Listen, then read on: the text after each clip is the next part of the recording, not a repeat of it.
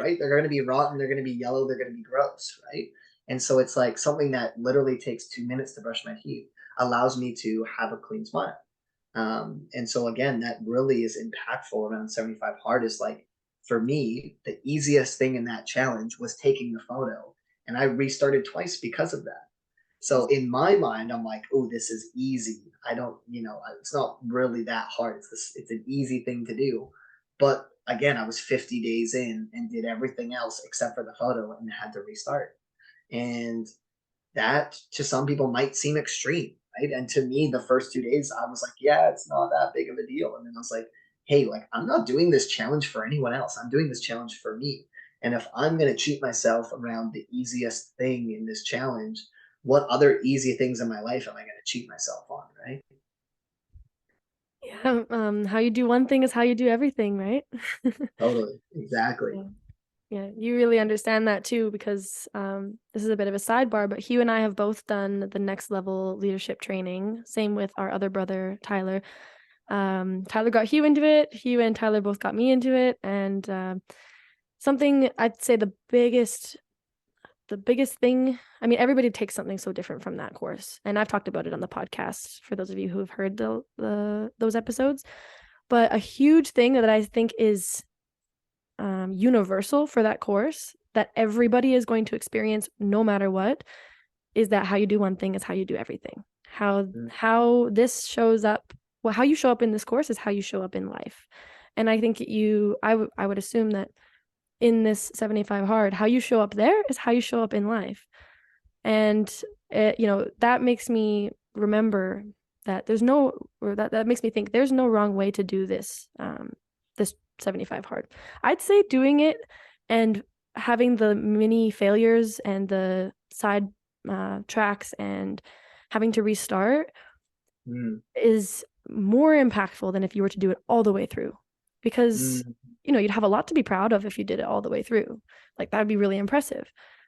Yeah. But I think the more growth comes from the failures, more growth comes from the things that are holding you back and the things um that are, Yeah. you know what I mean? So Totally. And I think one thing that really lands for me when you say that is like, and Andy talks about this in his podcast, and he says, anyone that does 75 hard for the full 75 days on the first try, most likely is not doing that challenge correctly.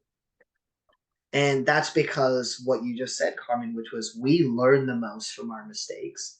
And it's not until somebody totally crashes and totals their car do they stop being a reckless driver or a family member passes away from driving recklessly.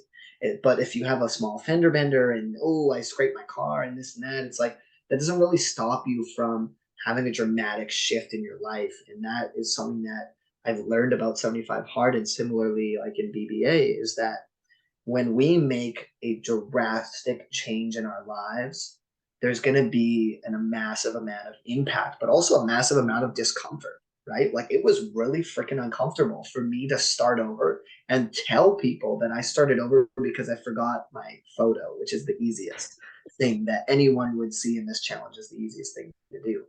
And so, like for me personally, as a man, that bites your ego because you're like, shit, I just, I've restarted, and it was literally the easiest thing, in my opinion, that you could do in the daily tasks of 75 hard. And so I think you really hit the hammer on the head there, which is like about the actionable steps, but also like be okay with making mistakes, be okay with having failures. Because when you make those big failures, those drastic impacts in your life where you're like against the wall and you've got no other option, that's where you learn to have the persistence and have the grit and the fortitude to power through those challenges.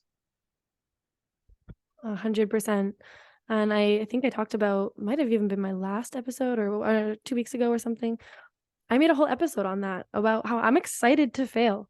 I'm Yeah, excited for those breakdowns because the breakdown equals the breakthrough. It's really hard to have the breakthrough without the breakdown. Not totally. impossible, but so I'm actually excited for that. And it's easier said than done. It's easier to say Oh, this now totally.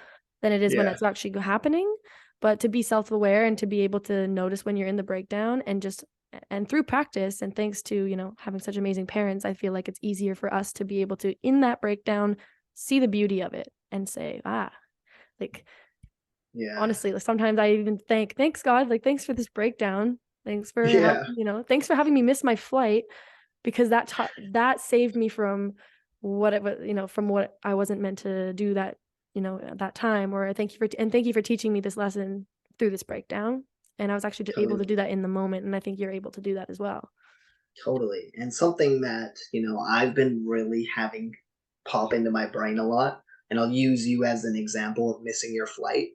Your life completely changed because you missed your flight. Mm-hmm. Now, whether that's good or bad, to me personally, there is no good or bad. It just is, right? And what happened is what happened. And your life went this direction when you could have went this direction, and both would have had a completely different outcome for you. Whether that might have been, your job or this and that, or maybe the plane crashes and or you lose your luggage, right? So, there's power in us as humans having that faith and trusting ourselves and knowing that, what, I'm human, I'm going to make a mistake. How can I use that mistake to avoid that mistake in the future? And more powerfully, how can I, share that experience with others so that they don't make the same mistakes, right? And there's a very cliche saying that's out there is like, you learn the most from your mistakes, but they don't have to be your own. And so that's why reading is very important. I think podcasts are extremely important. And also just like trusting that process is extremely important because, if you're in a team environment and let's say me and you, Carmen, we're on the same goal, we want the same target, we're going after this thing, and we're both in alignment and we're working together as like business partners. If you and I are working together and let's say we've got two other people, we're all going the same direction and you make that mistake of missing your flight, the three of us that are on your team are going to learn that that mistake doesn't work. There's a mistake there that we learned from your actions, which then also taught us something.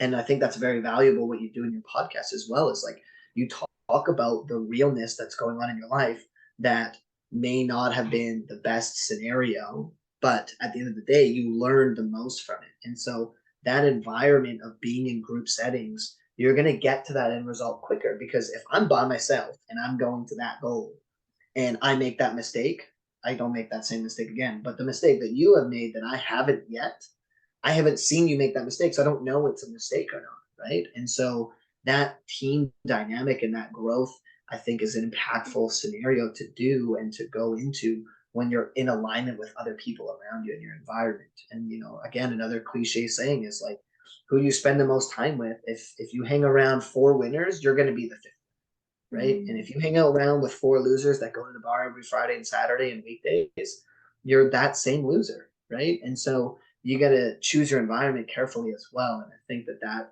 hopefully is helpful for anyone else out there because I've gone through that experience as well. Going up in high school, I hung around the wrong group of people, and that was my choice. And was that a mistake? Personally, no. At the time, maybe. That perspective I had, maybe.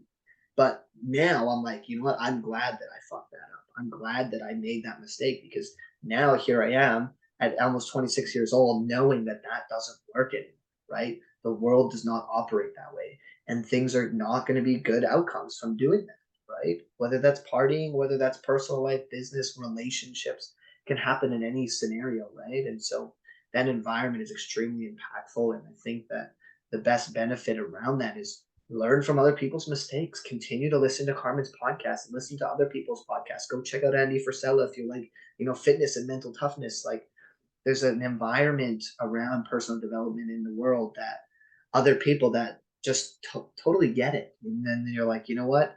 And to be frank with all your listeners, Carmen, not everyone's going to be liking Andy Frisella. He's very raw. He's very real. He's not afraid to swear. He's not afraid to just call you out and tell you how he sees it. And for some people, that is a little bit extreme.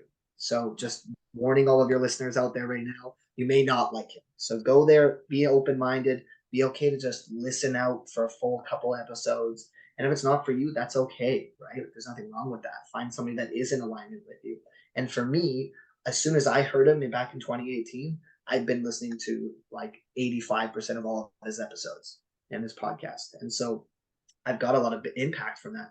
And some of the episodes that he does, which is called like CTI, where he cruises the internet and talks about these woke, headlines online and stuff. I'm not a politics person. I'm not a big I'm not very interested in that kind of stuff. So I don't actually really listen to those episodes.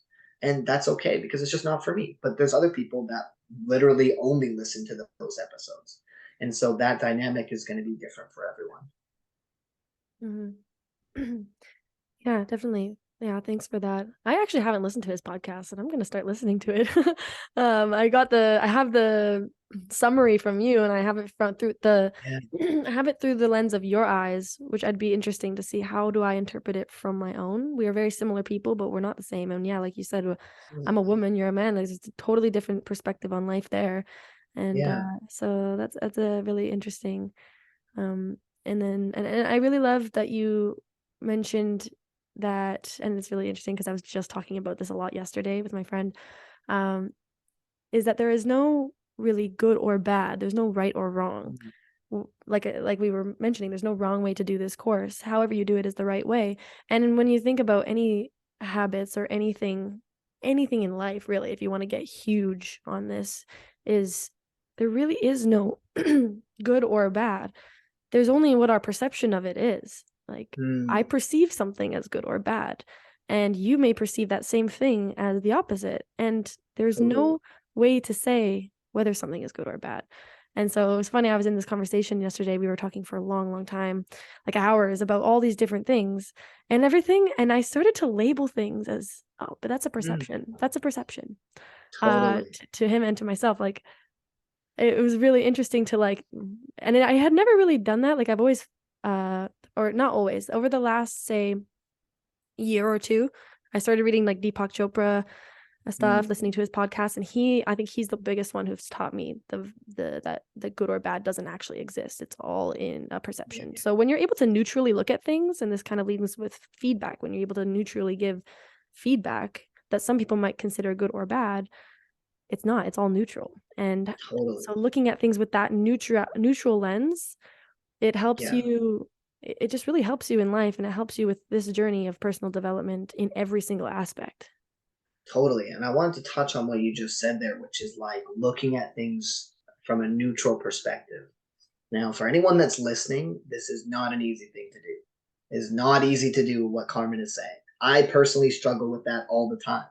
But the fact that you're aware of it and you're listening to hearing this and you have an open mind to knowing more about it already puts you ahead of the rest of the world around being in that position where I get to choose my perception, right? Like if I love pineapple, but Carmen's allergic to pineapple, her perception is pineapple is not good. I could eat it and get an allergic reaction and die at the worst case extreme. And for me, pineapple's like my favorite fruit. And so like that is the perception, right? And so when you can look at things from a neutral point, it is not an easy thing to do. And that's what I was wanting to, point out is like that perception mentality is always a working habit. You can't just be a person that is always neutral and then one day you're just like this perfect human glowing god, right? Like the world just doesn't work that way. And for me personally, in my experience, I know when sometimes my ego gets in the way and I'm like, that person is not a good person to hang around. But Mhm. again, that's just my perception, right? The people that love to party and get wasted might think that person is the best person in the world because they're partying and everyone knows them. They're a good social environment. I personally am just using that as an example. And that, the reason I'm bringing this up, Carmen, and to your listeners is that this is not an easy thing to do. It's not easy for me. I'm sure it's not easy for Carmen.